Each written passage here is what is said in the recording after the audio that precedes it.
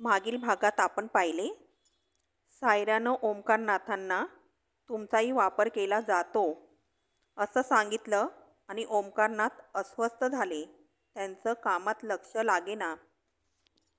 बराच विचार केला पण त्यांचं मन शांत होईना. त्यांनी सायराला बोलवलं आणि म्हटलं, मगाचा कॉमेंट माझ्या लक्षात आला नाही. लगेच ते घाईने म्हणाले, म्हणजे समजलंय, पटलं नाही. सायराने विचारलं, तुमचं लव्ह मॅरेज? ते म्हणाले, नाही, प्रपोज. सायरा म्हणाली, मला वाटलंच होतं. प्रेम करायला सवडच झाली नाही. त्यावर सायरा म्हणाली, त्याला सवड लागत नाही, जिगर लागते. ओंकारनाथ म्हणाले, जिगर नव्हे, मूर्खपणा म्हणा, डोकं गहाण ठेवणं. सायरा म्हणाली, अगदी योग्य बोललात. पागल झाल्याशिवाय प्रेम संभवतच नाही. आणि जिथं हिशोब नसतो, विचार नसतो, संयम नसतो, तिथंच प्रेमाचा उगम होतो. सायरा म्हणाली, माणसानं बुद्धी वापरावी पण जगावं मनानं. ओंकारनाथ म्हणाले, लग्न झाल्यावर प्रेम करता येत नाही का? सायरा म्हणाली, तुम्ही करता का? ओंकारनाथ म्हणाले, दिवसातून किमान 2-3दा विनिताला तुझ्याशिवाय मी जगू शकणार नाही म्हणतो. विनिता म्हणते, मी तिचं सर्वस्व आहे. सायरा म्हणाली, असं तुम्ही जाता येता म्हणता, म्हणजे तुम्हाला ते ठसवावं लागतं वारंवार, तेही सतत, कारण प्रेम संपलेलं असतं. ओंकारनाथ सायराकडे पाहतच राहिले. ज्या गोष्टींची कमतरता आयुष्यात जाणवायला लागते त्याची तूट शब्दांनीच भरून काढावी लागते. एकमेकांना वारंवार दिलासा द्यावा लागतो. ओंकारनाथांनी सायराला विचारलं, मी तुम्हाला आवडत नाही का? मोकळेपणी सांगा. सायरा म्हणाली, तुम्ही प्लॅस्टिकच्या फुलासारखे आहात. ओंकारनाथ म्हणाले, म्हणजे? सायरा म्हणाली, रंग आहे, गंध नाही. आकर्षक आहात, चैतन्य नाही. ओंकारनाथ म्हणाले, भले, जिवंत असल्याशिवाय आपण आता बोलत आहोत का? तेव्हा सायरा म्हणाली, वस्तुत्वानं असणं आणि अस्तित्वानं असणं यात फरक आहे. त्यावर ओंकारनाथ म्हणाले, मी तुम्हाला आवडतो की नाही इतकंच मला सांगा. मला यापेक्षा मोठी भाषा समजत नाही. बोला. ओंकारनाथ मनाशी म्हणाले, हिनं आपल्या व्यक्तिमत्वाचं हे वर्णन करावं. आपण तिला आवडतो की नाही याचं डायरेक्ट उत्तर तर हिनं दिलंच नाही. विनिता वेगळी आहे, प्रॉपर मॅच आहे. ती कधीच नाही म्हणत नाही. सायरा आणि विनिताची भेट घडवली पाहिजे. म्हणजे सायराला माझ्यात जे दिसलं नाही ते विनिता तिला दाखवून देईल. ते सायराला म्हणाले, एकदा घरी या, विनिताला भेटा. सायरा म्हणाले, त्यांना चालेल. ओंकारनाथ म्हणाले, ती कधीच नाही म्हणत नाही. सायरा समुद्रकिनारी गेली, पण ती ओंकारनाथांचाच विचार करत होती. त्यांनी तिला विचारलं होतं, मी तुला आवडतो का? आणि ती समुद्र, तिच्या लाटा सगळं विसरून त्याच विचारात होती. सायरा भानावर आली. स्वतःशी म्हणाली, आपल्यापेक्षा ओंकारनाथ सुखी. विचार वगैरे भानगड नाही. कुणावरही चिडतात, बाहेर जातात, शांत झाले की परत येतात.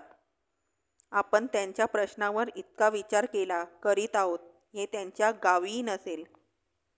आपणच त्यांना त्याचा अर्थ विचारला आणि ते पटकन म्हणाले, it was just a casual question. मग काय करायचं? पाहूया पुढील भागात ओंकारनाथ आणि सायरा यांच्यामध्ये काय घडते. हॉबीज. प्राध्यापक मंडलिकांनी नेहमीचा प्रश्न विचारला. आमचं हॉबीज काही म्हणत नाही, हाच मुख्य प्रॉब्लेम आहे.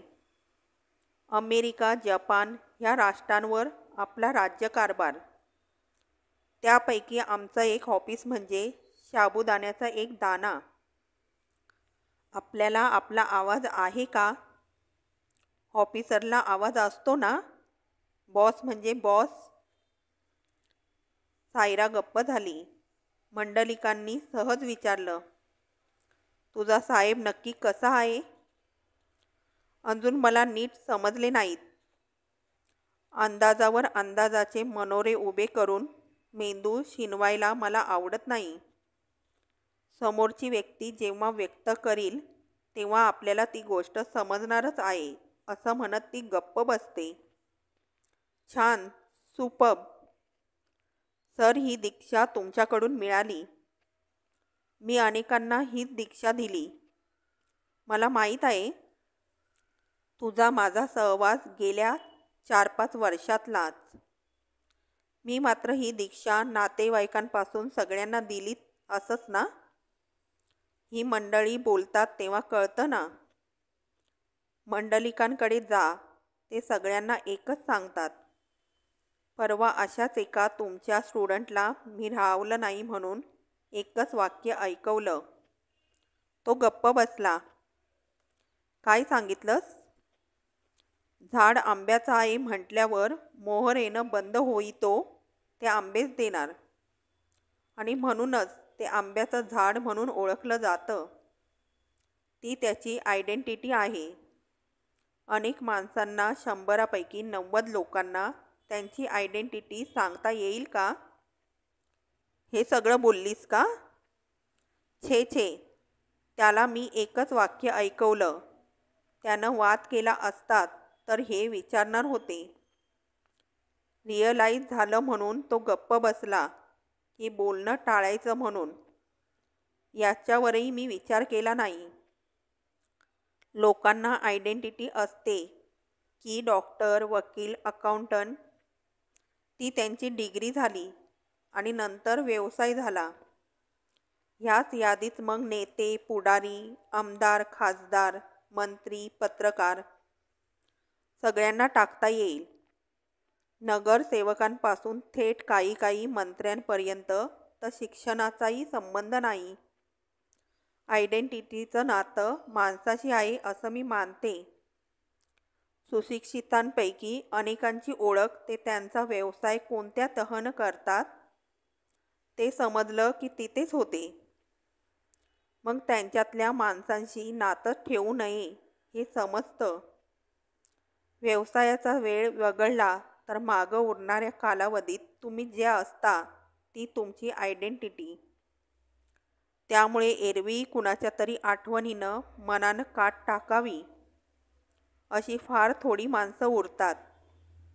अनेक माणसांचा आपला निष्कारण विचार करतो आणि मेंदू शिनवतो. ही वाया जाणारी मेंदूची शक्ती वाचवली तर आपण कितीतरी टवटवीत राहू. ही तुमची शिकवण सर. उभ्या आयुष्यात शिदोरी आहे. मंडलिकांचे डोळे पाणवले. सर, काय झालं? आनंद. सायरा बघत राहिली. बी पेरल्यापासून शेतकऱ्याची तगमग सुरू होते. पहिली सर कोसळली की मातीप्रमाणे त्यांचं मन शांत, तृप्त होतं. पहिला कोंब फुटला की त्यांचे डोळे भरून येतात. आकाशातल्या पाण्याबरोबरच कोंबाला ह्या धाराही आवश्यक असतात. सायरानं मंडलिकांचा हात हातात घेतला. मंडलिक म्हणाले, कोंब आणि माणूस सारखाच. बी जमिनीत सुरक्षित असते. अंकुर उघड्यावर पडतो. कुणीतरी ओरबाडेल, कुणाचा तरी पाय पडेल अशा दहशतीत त्याचा प्रवास सुरू होतो. माणसाचंही तसंच. आईच्या गर्भात मूल सुरक्षित असतं. श्वासही घेण्याचे कष्ट नाहीत. पोट्या पाण्याचा प्रश्न नाही. जन्म झाला की सगळं सुरू. त्यातही कुणाच्या ललाटी कोणता प्रवास. सर, जाऊ दे. निराश करणारे विचार कशासाठी? एक नवीन कॅसेट आणली आहे, ऐकणार? 2-3 दिवस ओंकारनाथ गप्प होते. आपण अलिप्त असतो तेच छान. सायराशी जितक्यात तितकं ठेवायचं. ती काही सांगते ते पेलत नाही, डावलता येत नाही. स्वीकार करावा इतकं ती अफाट बोलते, पण ते झेपत नाही. संत जलाशयात दगड टाकला म्हणजे जे गोल तरंग किनाऱ्यापर्यंत जातात ते बघताना अंगावर तशीच वलय निर्माण होतात. पण असा अकारण आणि अचानक दगडाचा आघात होता क्षणी जलाशयाला काय वाटत असेल, त्याचा कुणी विचार करतं का? जलाशय काहीही बोलत नाही. शिवी दिली तरी एखाद्या संतानं हसून पाहावं. त्याप्रमाणे वर्तुळाकृती तरंगांचा जलाशय आहेर करतं. आपण जलाशय नव्हेत, संत तर नाहीच नाही. सायराचं का ऐकून घ्यायचं? तिचं बोलणं वेगळं आहे. शांत सुरात सहजी बोलते, पण नाही सहन होत. मग ही सर्कस कशासाठी? मी प्लॅस्टिकसारखा असेन किंवा अक्रिलिकसारखा असेन, हिला माझ्याशी काय करायचं आहे? मी बॉस, ती स्टेनो. दिवसभर ओमकारनाथ स्वतःला बजावित राहिले. आपण असं स्वतःला का सांगत आहोत? असा स्वतःचाच जाब विचारताना सायराच्या टेबलावरची फुलं दिसत होती. ती सायरासारखीच प्रसन्न होती. त्यांनी सायराकडे पाहिलं. ती फुलासारखी टवटवीत होती. हिला आपल्याशी काहीही करायचं नाहीये, हे ध्यानात आल्यावर ओमकारनाथ अस्वस्थ झाले. आपला रुबाब, पैसा, पद, प्रतिष्ठा ह्याला काही अर्थ आहे की नाही? ओमकारनाथांनी सायराला बोलावलं. Yes sir.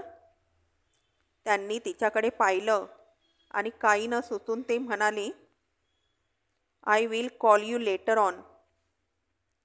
त्या संबंध दिवसात असं 2-3 वेळा झालं आणि त्याचा ताण सहन न झाल्यामुळे अत्यंत अस्वस्थ मनस्थितीत ओमकारनाथ वरळीला परतले. राजवाड्यासारख्या स्वतःच्या वास्तूकडे पाहून आज त्यांची छाती भरून आली नाही. नटून थटून सामोरे आलेल्या विनीताला त्यांनी कमरेभोवती हात टाकून जवळ ओढून घेतलं नाही. तिलाही काही वाटलं नाही. कपडे बदलता बदलता ओमकारनाथांचं लक्ष समोरच्या फोटोकडे गेलं. त्यांचा पामेरियन सनी त्यांच्या खांद्यावर लाडीवाळपणे मान टाकून बसला होता. ओमकारनाथांनी घरात पाऊल टाकताच क्षणी 15 मिनिटं फक्त त्याचं कौतुक करायचं. विनीतानं त्यांना मिठी मारलेली सनीला खपायचं नाही. सनीच्या ह्या कोसळणाऱ्या प्रेमाला घाबरून ओमकारनाथांनी 6 महिन्यात सनीला विकून टाकलं. रोज त्या फोटोकडे त्यांचं लक्षही जात नसे. घरात त्या त्या जागी नेहमीच्या गोष्टी असतात. ह्याचा एकदा सराव झाला की त्या त्या वस्तूंचं अस्तित्व संपलं. ज्या वस्तूंची गरज लागेल ती पुन्हा सचेतन होते. सनीचा फोटो आजच नव्यानं दिसला. का? केवळ विनीताच्या डीचेच हालचालीमुळे. आलिंगनाचा इन्कार केला तरी विनीताला काही वाटलं नाही. टॉपवर बस थांबली नाही की बसमध्ये जागा नसेल हे आता मुंबईकर गृहीत धरतात. तसं आपला मूड असो नसो, सनी सळो की पळो करायचा. आपल्यालाही गेलेला मूड परत यायचा. थकवा जात असे. ते निर्वाज्य प्रेम आपण विकून टाकलं.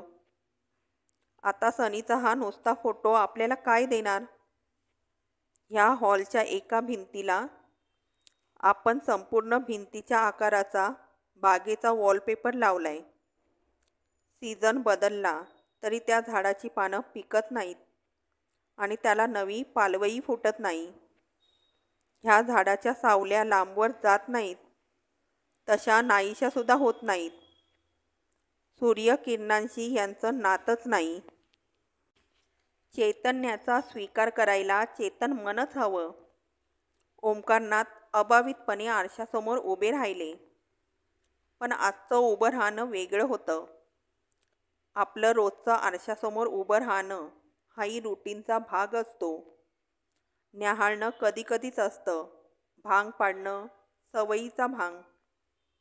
पण केसांना कलप लावण्याचा दिवस असला की ते पाहणं वेगळं. ओंकारनाथ रोजच आरशात पाहायचे, पण आज ते त्यांना स्वतःला दिसले.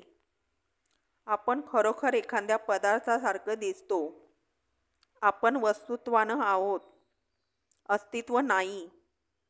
हा हॉल, हे अफाट फर्निचर, परफ्यूम, क्युरिओजन भरलेले कपाटं, 7-8 प्रकारची रिस्ट वॉचेस, गरज नसतानाही घेतलेले शेकडो शोपीसेस, ह्यापैकी आपण एक.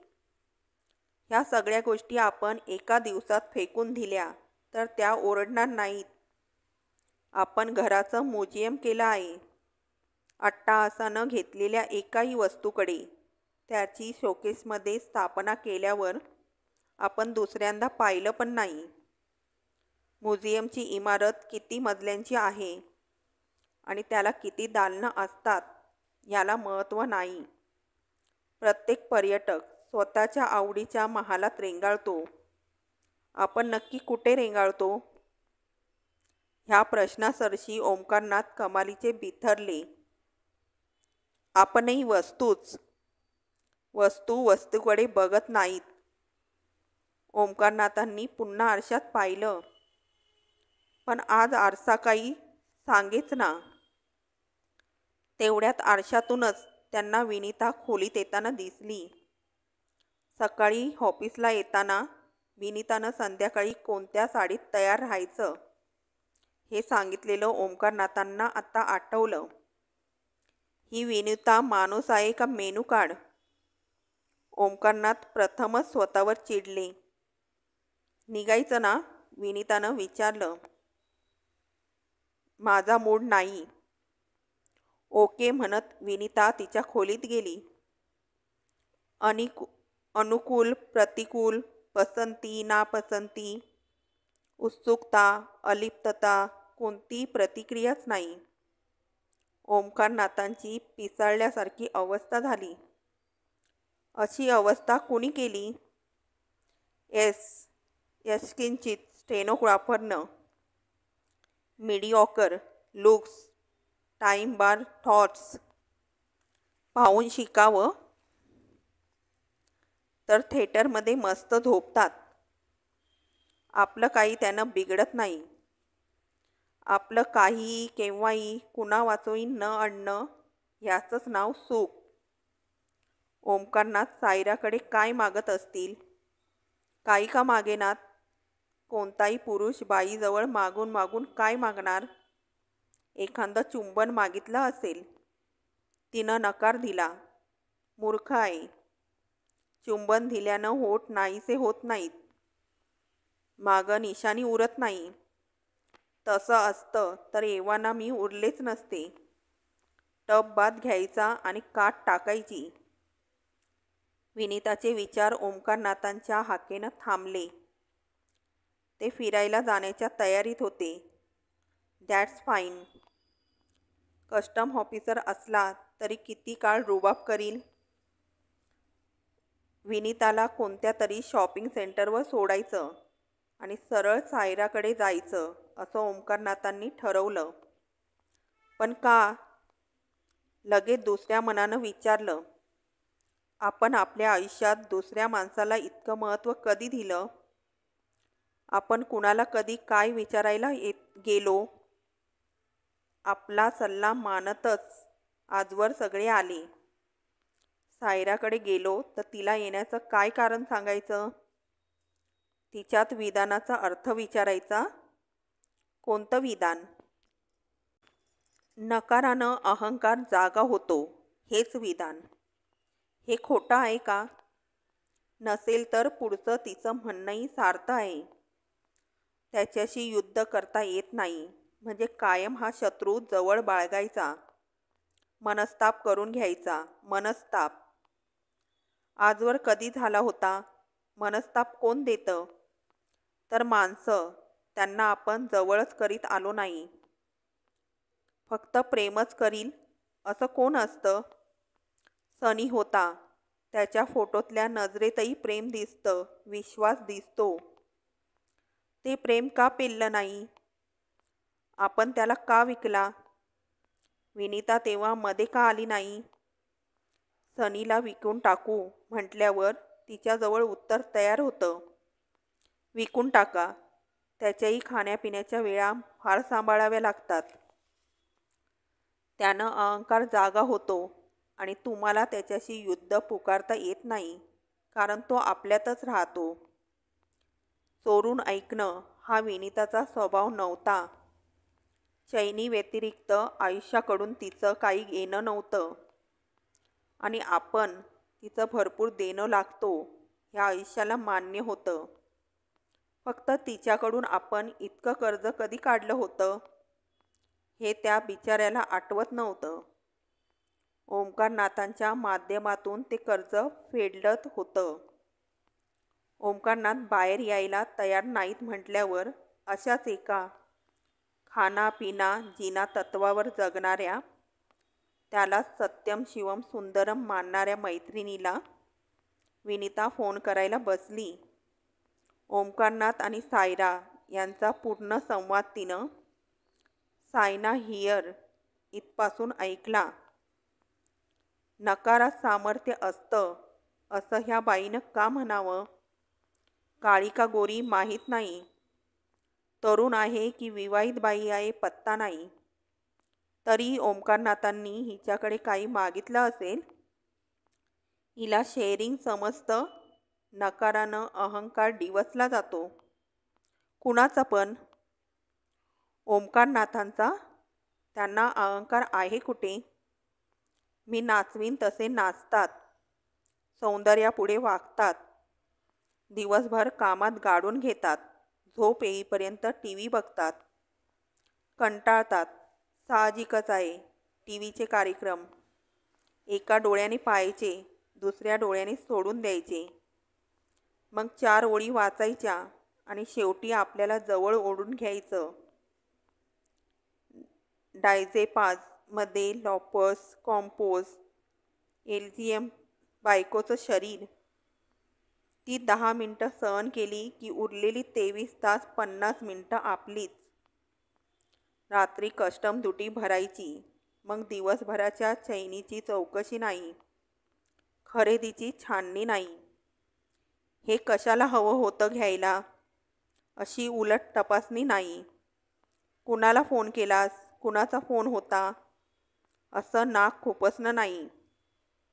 अपेक्षा माफक कोणत्या? तर सकाळी आंघोळ करून बेड टी द्यायचा, एवढीच.